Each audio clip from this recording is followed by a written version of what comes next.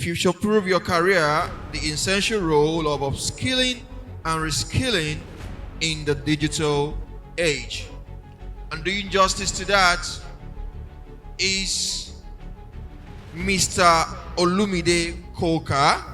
He is the head administrator and marketing, NG Academy, Nigeria Internet Registration Association, NERA. Please let us give him a round of applause as he makes his way and teaches us how we can future-proof our career. Thank you, Mr. Olumide. Good morning, everyone. Good morning, everyone. All right, I'm not going to waste our time, but of course, I can promise you that you're going to enjoy this. I'm going to be talking about the new lights that is actually affecting our career, our prospect in the workplace, our future in the workplace. Moving straight to my slide. Okay, so like it was mentioned, I work with Nigeria Internet Registration Association. We have an academy. We have realized there's going to be a problem in future regarding digital innovation, regarding tech. So we set up an academy to be the leading academy in the digital economy. Our goal is to develop sustainable digital skills. I'm going to start with a story. Some years back, I actually worked for, I was working with Nigerian Social Insurance Trust Fund. How many people are familiar with the lady at the first image? That's a typist, right? So those typists, they are graduates. They have BSc. For you to do that job, you have BSc, you have HND. You get a diploma from a monotechnic or a college of education, and you must learn how to use a typewriter. Then you go to meetings with your boss, or you go to meetings, learn how to use shorthand. Now, one day, when I was working with Nigerian Social Insurance Trust Fund, that's NSITF. So we used to have a group of them across all the 36 branches. And it came to one day that the IT department just decided that, we're going to computerize all our branches across the nation. And what that means is that some people are going to lose their job. Now, this set of people, if you want to type anything, you want to type memo, you want to send document out, you want to send demand notice out, you want to send benefit schedules out, you have to go and meet them. And you write it on paper, you scribble everything that you want to meet with them, and they will say, okay, come back in 2 hours. In fact, if you are lucky enough, if you go and meet them during break time, they will say, come back next day, or they say they can't work again. So they are so much like the Lord of the organization then. So we depend on them to send official documents out.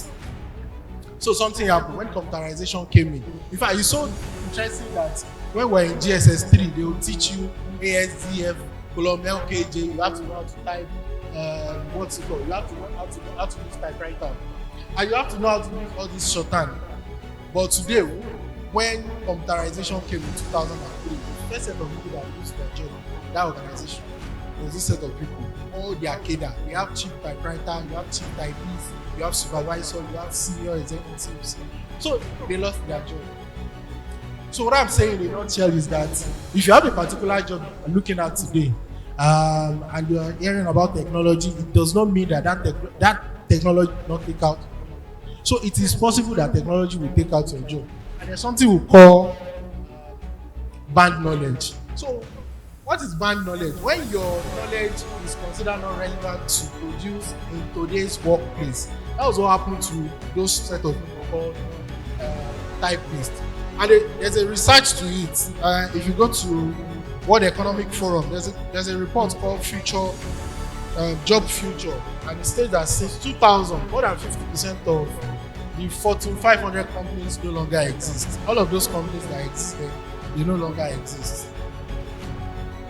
Now, we listen to news, we read news, American companies ready to invest in Nigeria, NITDA, Coursera doing 3MTT, NDBP is saying that we need 500,000 data specialists in Nigeria. Nigeria seeks to expand 11.8 billion bilateral trade. All of these people, when they come to Nigeria, ask yourself, are they going to use your traditional method to invest in or to bring down their company, or they are coming with new technology? We'll do an experiment here. Media, please help.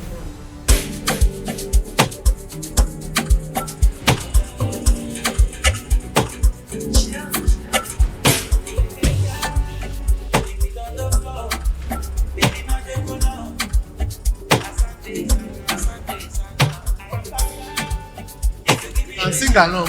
I'm trying to test something.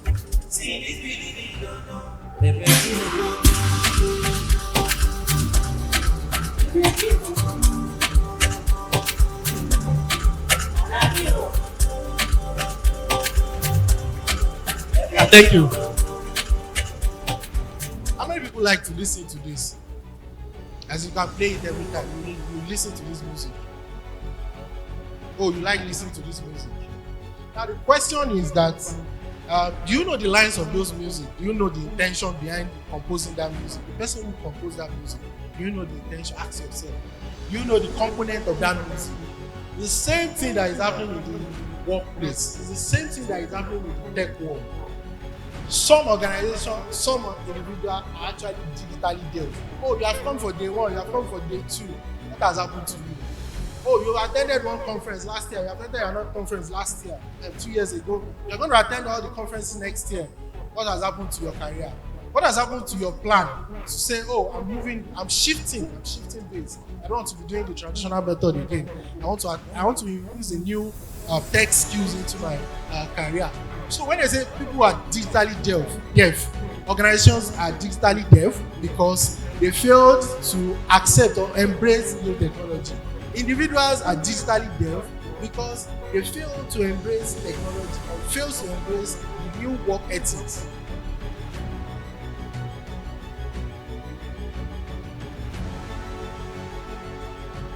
So the question is, are you hearing or listening? Always ask yourself, are you hearing or listening? You can hear a music for 1 million times, you can read a particular concept for 1 million times, and you probably don't know what it's all about. It means that you're not listening. So check these organizations here. All of these organizations in the 80s, in the 90s, they used to be at the top of their markets here. They have large markets here. Motorola was there, BlackBerry was there, Nokia was there, and there was Nine Post. There was Circuit City. What has happened to them today? They've all gone.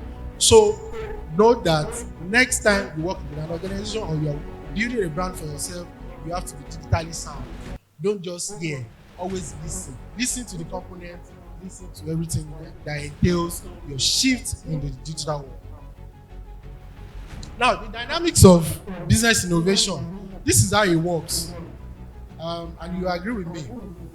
If an employer or an investor is going to come into Nigeria and say, oh, I want to come and create 5,000 jobs in Nigeria. So they're going to come and actually create come with new technology. Whether you're an existing employer, whether a new employer or new organization, an existing organization. So they come, they adopt new technology, and they will now need professionals. They need you and I to work with them. Now, for them to hire new professional, it means that if the technology is a new technology, it means that you have to train somebody. If you don't have some capacity to train, then you have to upskill the existing employees or skill existing employees to actually design and develop and maintain the product and service. So watch. So technology adoption 2023 to 2027. This was done by World Economic Forum. You follow with me. So it is postulated that between 2023 and 2027, organizations are going to be adopting this technology. Digital platform and app, education and workplace development technology, big data analytics, Internet of Things and connected devices, cloud computing, encryption and cyber security, e-commerce and digital age, artificial intelligence, environmental management technology, climate change mitigation technology, text, image and voice processing, augmented virtual reality. So you can see the percentage. The first five, first three is actually doing like 80, between 80 and 86%. So ask yourself, where are you standing in all of these things? Where is your knowledge actually standing? Is your knowledge banned? It's going to be banned in 2027, or you're going to find a way to fix yourself and embrace the technologies.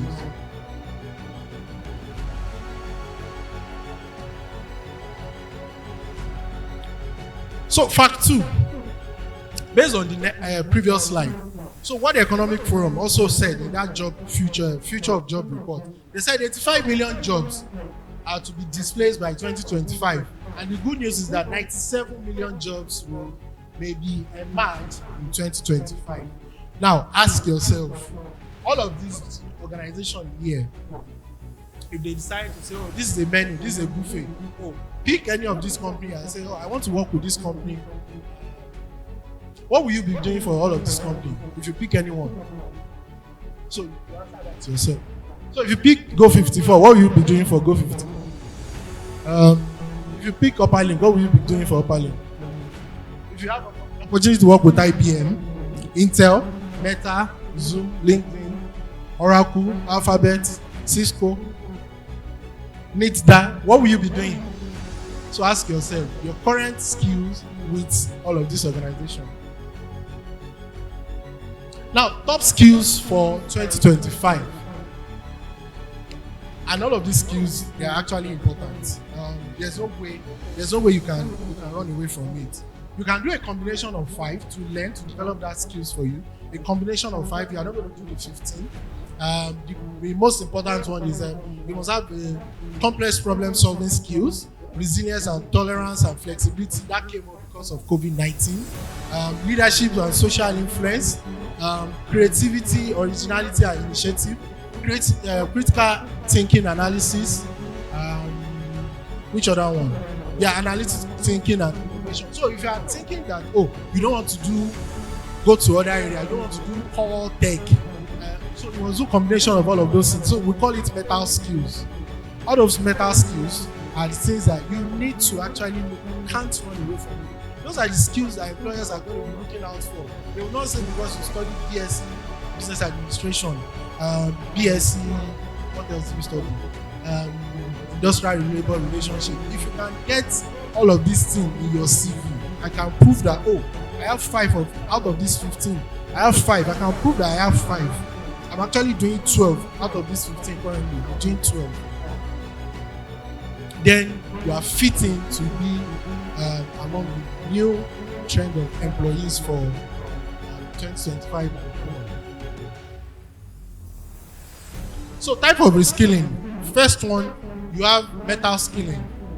Enable individuals to develop a new mindset, embracing lifelong learning and other overarching life skill. You have upskilling, teaching employees the skills that they need to do old jobs and new technology. You have digital reskilling, teaching skills to program, design, or apply technology on complex tasks. Then you have the human reskilling, enabling people to rediscover learning, innovation skills, personal strength, and hidden talents. So upskilling enhances existing skill sets, deepen your expertise, improve your efficiency, boost your confidence. Reskilling, acquiring new skills for new roles. So it gives you opportunity to adapt to change, unlock opportunity, staying employable, fulfilling work.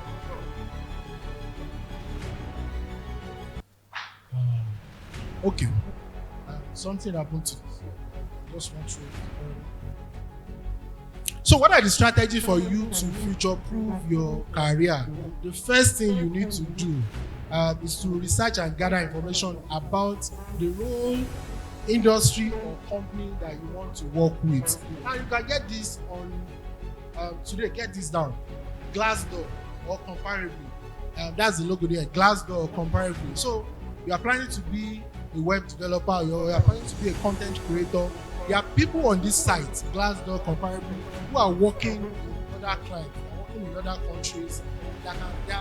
So they share their testimony, they share their experience, share their salary, share their relationship with their boss, share their relationship with their teams. What they do, they share it on that group. So all you need to do is join either Glassdoor or Comparably and look for your look-alike. Join the group. My group now is marketing, communication, and education. So I join those groups. So I listen to what they talk about. So, okay, somebody who is in my CADA, what's the person earning in that country? What's the person doing in that country? So you learn from that particular website. Network with professionals in the desired field and seek mentorship. So you can do this on your LinkedIn. Look for groups to join on your LinkedIn. People who are actually practicing your profession. Set clear goals, create a plan for achievements, update your resumes and tailor it to highlight relevant skills and experience. So there's a website if you want to know whether you are employable or you are not employable. There's a website called resumeworld.com. Now if you upload your CV on that website, so it's going to rate your CV. Now you agree with that today employers don't read CVs again. They just do ATS, automatic tracking system. So it's that automatic tracking system that will shortlist. So they put parameters of words into it and say, shortlist people in this category who have these keywords in their CV. So in that ATS that will shortlist you, like the mountain 12 times. Nobody's going to have it. It's technology that will shortlist you. So for you to get to that level, you can also access yourself on resumeworded.com. So how do you do that? You upload it and it rates you and tell you, this is your CV. It's 30% over 100. It's 18% over 100. It's 16% over 100. And the minimum you must take is 70 over 100 for that ATS platform to actually shortlist you for interview. Also go to Dix Profiling, dixprofiling.com. So dixprofiling.com helps you to actually access yourself. You want to check your dominant, inspiring level. You want to check your conscious level, your supportive level. So you explain. So when you feel, it's actually a behavioral assessment test website. When you feel all of those things, it's actually going to tell you who you are, what you need to do, what you need to improve about yourself, things that you need to learn, things that you don't need to learn, things about your behavior. So all of this will help you. Then always stay positive. Maintain a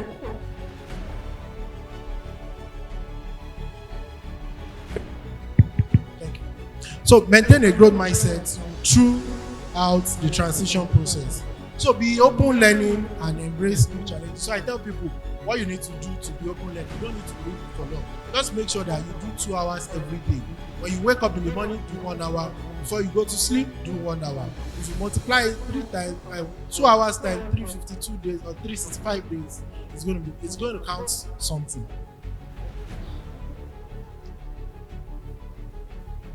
So, what are the returns on investment if you do upskilling and reskilling, or if you future-proof? If you engage all of these strategies to future-proof your career? Number one, you increase productivity, higher job satisfaction, enhance competitiveness, improve job performance, reduce turnover, increase innovation.